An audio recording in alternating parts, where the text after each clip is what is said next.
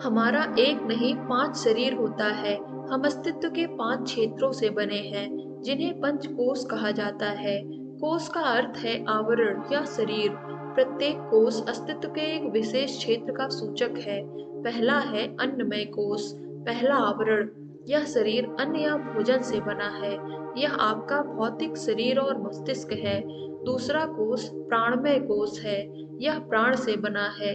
तीसरा मनोमय कोश, यह आपके माइंड या मन से बना है। चौथा विज्ञानमय कोश, यह आपकी इंट्यूशन या अंतर्ज्ञान से बना है। और पांचवा है आनंदमय कोश, यह आनंद या परमानंद का उत्कृष्ट अनुभव है। मन की 4 श्रेणियां, कॉन्शियस, सबकॉन्शियस, अनकॉन्शियस और सुपर कॉन्शियस, विभिन्न कोषों में अनुभव की जाती हैं। मन और शरीर की प्रत्येक क्षमता उस कोष की सामग्री से बनी है। सभी कोष जटिल रूप से जुड़े हुए हैं और वे लगातार एक दूसरे को प्रभावित करते हैं और एक दूसरे के साथ बातचीत करते हैं। प्राणमय कोष कॉन्शियस और सबकॉन्शियस के बीच का लिंक है। विज्ञानमय कोष सबकॉन्शियस और अनकॉन्शियस के बीच का लिंक है। ये 5 कोष प्रत्येक मनुष्य के निर्माण करते हैं। भौतिक शरीर हमारे अनुभव की कुल सीमा का केवल एक अंश है। उदाहरण के लिए, नाक में भौतिक सांस को महसूस करके और सांस के प्रवाह के अनुसार कार्य करके आप चेतन मन और भौतिक शरीर या अन्नमय कोश का उपयोग कर रहे हैं। सांस और प्राण के प्रवाह में हेरफेर करना और इसकी क्षमता को बढ़ाना प्राणमय कोश को उत्तेजित करता है। एकाग्रता का अभ्यास मनोमय कोश का उपयोग करता है। तत्व यंत्रों पर त्राटक करने से विज्ञानमय कोश जागृत होता है, लेकिन आनंदमय कोश को प्रभावित करने के लिए वास्तव में कोई ध्यान आवश्यक नहीं है, क्योंकि इस कोश में अवेयरनेस का केवल एक ट्रेस है, निशान है, और कार्य करने की कोई संभावना नहीं है। जब कोई व्यक्ति आनंदमय कोश में होता है, तो वह गहरी नींद की अवस्था या ध्यानात्मक जागरूकता में होता है। यह अनकॉन्शियस माइंड और सुपर कॉन्शियस माइंड के बीच का लिंक है। ध्यान का पहला चरण प्राणमय कोश के बारे में आपकी जागरूकता को जागृत करता है, जो मन और शरीर या अन्नमय और मनोमय कोश के बीच सीधा संबंध है और आपको अस्तित्व के सूक्ष्म दायरे में ले जाता है। बाद में अभ्यास के शुरू होने पर जागरूकता मनोमय और विज्ञानमय कोश में चली जाती है। इवोल्यूशन या विकास व्यक्तिगत जागरूकता का मटेरियल रियल्म से सूक्ष्म और उच्चतर स्तर का उत्थान है, जहां मन सचेत हो जाता है और अन्नमय कोश से विज्ञानमय, यहाँ तक कि आनंदमय कोश तक फैल जाता है। ध्यान का यही उद्देश्य है और कुछ नहीं।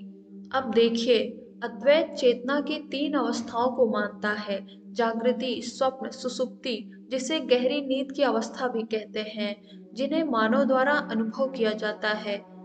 पहली अवस्था जागृत अवस्था है, जिसमें हम अपनी डेली की दुनिया से अवेयर होते हैं। यही आपका स्थूल शरीर है, ग्रॉस बॉडी है। दूसरी अवस्था स्वप्न देखने वाला मन है, यह सूक्ष्म शरीर है या सटल बॉडी। तीसरी अवस्था गहरी नींद की अवस्था है, यह कारण शरीर है या कॉजल बॉडी। तुरीय चौथी अवस्था है, जिसे लोग शुद्ध चेतना के रूप में वर्णित करते हैं। तुरीय मुक्ति की अवस्था है, जहाँ व्यक्ति अनंत और अविभाज्य का अनुभव करता है। तुरीय अवस्था वह है जहाँ मूलभूत आत्म का बोध होता है। जिन्होंने आत्म चेतना की तुरीय अवस्था का अनुभव किया है, वे अपने स्वयं के द्वैत आत्मा के प्योर अवेयरनेस तक पहुंच चुके हैं, जो हर किसी और हर चीज के साथ एक है। उनके लिए नॉलेज, नोअर और नोन एक हो जाते हैं। वे जीवन मुक्त हैं। तुरीय की यह अवस्था धारणा, ध्यान और समाधि से प्राप्त होती है। धारणा मीन्स मन को ध्यान के ऑब्जेक्ट जैसे सांसों पर स्थिर करना है। ध्यान का अर्थ है विचारों के अनडिस्टर्ब्ड फ्लो में ध्यान करना। यह बिना किसी विराम के चिंतन है। अब समाधि, इसका अर्थ है एकाग्रता और यह योग का अंतिम चरण है। जब मन ध्यान के विषय में इतना पूरी तरह से लीन हो जाता है कि वह स्वयं के प्रति सचेत, चिंतनशील मन होने की सारी धारणा खो देता है, तो व्यक्ति समाधि की अवस्था में पहुंच जाता है। इस अवस्था में मन को अब यह एहसास नहीं रहता कि वह किसी बाहरी चीज पर ध्यान कर रहा है।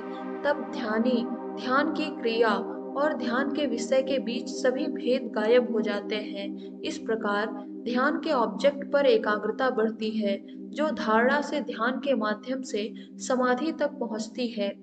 यह चेतना की वह अवस्था है जब सभी विचार वास्तव में शांत हो जाते हैं। यह योग का अंतिम लक्ष्य है।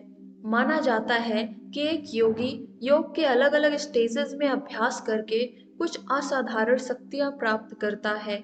इस प्रकार हमें बताया जाता है कि योगी सभी प्राणियों को, यहाँ तक कि खूंखार जानवरों को भी कंट्रोल में कर सकता है।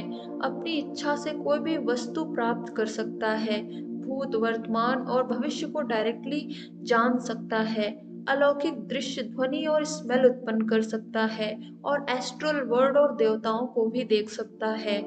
वे बंद दरवाजों के आर पार भी देख सकते हैं, एक ही समय में अलग अलग स्थानों पर दिखाई दे सकते हैं, इत्यादि। जबकि ये सब संभव हो सकता है, लेकिन योग सिस्टम चाहती है कि सभी साधक इन बातों को ध्यान में रखकर योग का अभ्यास ना करें। योग मोक्ष प्राप्ति के लिए करें, और योग मोक्ष प्राप्ति के लिए ही है। योगी को अलौकिक शक्तियों के दलदल में नहीं फंसना चाहिए।